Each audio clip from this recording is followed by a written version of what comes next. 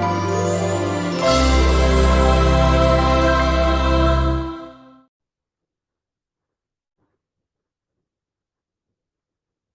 everyone, welcome back to HM Chemistry channel. Today in this video we are going to take few questions of alkyl halide chapter जो exam point of view से important है। तो सबसे पहले कि nucleophile क्या होता है, ठीक है। सभी को पता है कि nucleophile is electron rich species जो न्यूट्रल भी हो सकता है या फिर नेगेटिव चार्ज वाला भी हो सकता है। और न्यूट्रल कैसे होगा? अगर उसके ऊपर लोन पेयर होंगे, ठीक है। अगर उसके ऊपर लोन पेयर है तो वो न्यूट्रल होगा। फर्स्ट क्वेश्चन जो पेपर में आता है वो आ जाता है कि बेसिसिटी के ऊपर, जैसे fluorine, chlorine, bromine, iodine negative है तो बेसिक कौन है। तो याद कैसे रखेंगे, this is important for question कि डाउन दी ग्रुप या कॉलम, मतलब जब आप पीरियोडिक टेबल में नीचे आ रहे हैं जैसे फ्लोरीन, क्लोरीन, ब्रोमीन, आयोडीन, तो नीचे आने पे हमारी बेसिसिटी डिक्रीज हो रही है। बेसिसिटी डिक्रीज हो रही है मतलब सबसे ज्यादा बेसिक कौन? F negative, CL negative, BR negative, I negative.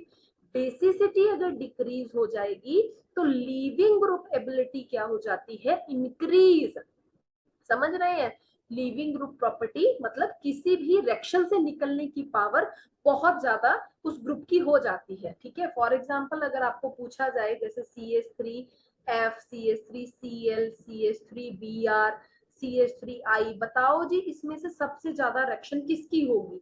उसी की होगी जिसमें से आई नेगेटिव इजीली निकलेगा, जिसकी लीविंग ग्रुप एबिलिटी ज्यादा है। तो इस चीज के लिए हमें याद रखना है कि डाउन दी ग्रुप हमारी बेसिसिटी जो है वो डिक्रीज कर रही है और लीविंग ग्रुप एबिलिटी जो है वो नीचे आते आते क्या करेगी? इंक्रीज। तो जो आई नेगेटिव है that is good leaving group. The second type of question that can come from halogen chapter कि जब लेफ्ट टू राइट जाते हैं अलोंग अ पीरियड या फिर रो में तो भी हमारी बेसिसिटी डिक्रीज होती है और लीविंग ग्रुप कैपेसिटी इंक्रीज हो जाती है। दोनों ही जगह पे हमने सेम लिखा है। जैसे अमोनिया पहले आता है, याद है ना आपको, जैसे कार्बन, नाइट्रोजन, ऑक्सीजन, है ना, फ्लोरीन, फिर हम नियोन की बात करते हैं तो ये एक ही रो में आते हैं। तो नाइट्रोजन पहले आता है, ऑक्सीजन बाद में आता है।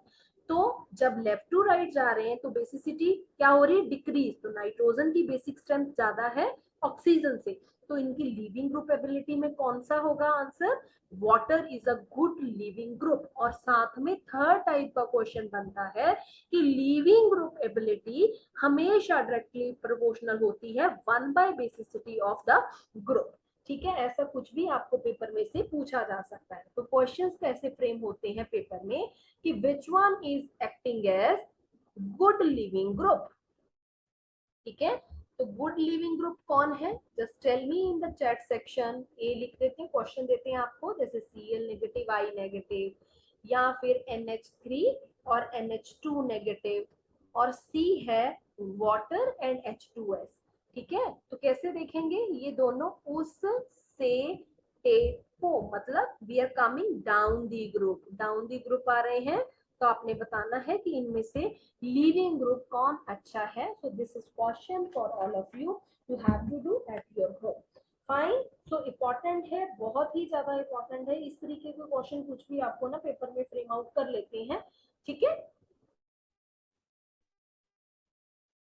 So the next type of question that is coming in paper is about nucleophilicity order. Nucleophilicity क्या होती है? किसी भी न्यूक्लियोफाइल की कितनी पावर है, that is known as nucleophilicity, ठीक है। So you can write down the power of nucleophile is known as nucleophilicity, ठीक है। तो यहाँ से ना ऑर्डर बनते हैं। फॉर एग्जाम्पल अगर मैं बात करूं कि for the polar protic solvents, polar protic solvents में हमारे पास क्या ऑर्डर होता है? पोलर प्रोटिक सॉल्वेंट मतलब एक तो पोलैरिटी होनी चाहिए जो प्रोटॉन भी दे सके और इसके ऊपर पॉजिटिव नेगेटिव डाइपोल भी बने हो, तो वो होते हैं पोलर प्रोटिक, ठीक है। तो बताओ इसमें हमारे पास क्वेश्चंस को जैसे हमने फ्रेम अप करके फिर आंसर करते हैं। तो लिख लीजिए, इसमें हमारे पास जो न्यूक्लियोफिलिसिटी है वो हमारे पास इंक्रीज करेगी down the group, down the group या फिर डाउन दी कॉलम भी लिख सकते हैं, ठीक है। एज साइज ऑफ एनायन, जब नीचे आते हैं ग्रुप की बात हो रही है तो एनायन का साइज क्या करता जाएगा, इंक्रीज। तो क्वेश्चन जैसे पूछेगा fluorine negative, chlorine negative, bromine negative, I negative, बताओ जी किसका न्यूक्लियोफिलिक स्ट्रेंथ ज्यादा है। तो नीचे आते आते down the group nucleophilic strength जो है, न्यूक्लियोफाइल स्ट्रेंथ जो है वो इंक्रीज करती है। For example OH negative, SH negative, SEH negative, तो ये भी एक ही ग्रुप के हैं, उस से टेपो ऑक्सीजन फैमिली है। नीचे आते आते न्यूक्लियोफाइल स्ट्रेंथ बढ़ेगी। फॉर एग्जाम्पल अमोनिया PH3, ठीक है, और ASH3, तो नीचे आते आते न्यूक्लियोफाइल स्ट्रेंथ बढ़ जाती है, ठीक है। लोन पेयर है ना, न्यूट्रल न्यूक्लियोफाइल है। अगर मैं बात करूं वाटर और H2S की, तो अगेन नीचे आते आते हमारे पास न्यूक्लियोफाइल स्ट्रेंथ बढ़ेगी। तो यहाँ से कुछ भी इस तरीके का पेपर में फ्रेम आउट हो सकता है। सेकेंड टाइप ये हो रहती है, वो याद रखेंगे कि जो नेगेटिवली चार्ज न्यूक्लियोफाइल है is always stronger than neutral one, than its conjugate acid, ऐसे लिख लीजिए, this is a technical term, ठीक है। कंजुगेट एसिड से अगर आप नेगेटिवली चार्ज पार्टिकल की बात कर रहे हैं, वो हमारे पास ज्यादा बेनिफिशियल है और वो मोर स्ट्रॉन्ग होगा। कैसे, क्या बात कर रहे हैं हम, मान लो मैं वाटर लिखूं H2O, ठीक है, किसी भी मॉलिक्यूल में से जब हम H पॉजिटिव निकाल देते हैं, कोई मॉलिक्यूल था H पॉजिटिव निकाल दिया, तो वो निकालने के बाद वो उसका कंजुगेट एसिड बन जाता है, समझ रहे हैं। तो वाटर में से अगर मैं H निकाल दूं तो वो OH नेगेटिव बन जाएगा। तो मैंने क्या लिखा कि नेगेटिवली चार्ज न्यूक्लियोफाइल हमेशा अपने कंजुगेट एसिड से क्या होता है, स्ट्रॉन्ग। तो ये आ गया ऑर्डर। तो अगर मैं लिखूं जैसे CH3O नेगेटिव या CH3OH, H निकाल दिया तो ये बना, तो ये वाला ज्यादा स्ट्रॉन्ग हो गया।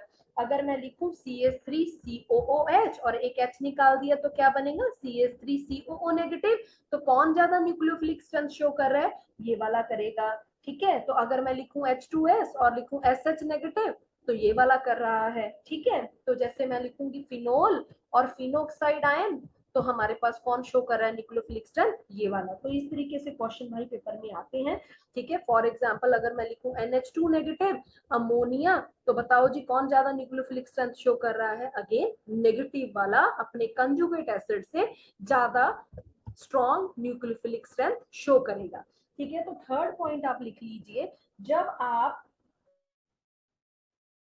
राइट टू लेफ्ट आते हैं, मतलब हमने इतना घुमाना नहीं है, पीरियोडिक टेबल में अगर हम एक रो में चल रहे हैं, एक पीरियड में चल रहे हैं, तो हमारे पास जो न्यूक्लियोफिलिक स्ट्रेंथ है बेसिसिटी के जैसे ही चलती है, ठीक है, न्यूक्लियोफिलिक स्ट्रेंथ क्या हो जाएगी, डिक्रीज। फॉर एग्जाम्पल अगर आपको ये दिया जाए CH3 negative, NH2 negative, OH negative, F negative, तो बताओ जी किसकी न्यूक्लियोफिलिक स्ट्रेंथ ज्यादा है। तो मैंने अभी बताया कि जब हमें लेफ्ट टू राइट जाना है, इसको ऐसे लिख लीजिए, लेफ्ट टू राइट अगर आपने जाना है तो हमारे पास न्यूक्लियोफिलिक स्ट्रेंथ डिक्रीज होती जाएगी।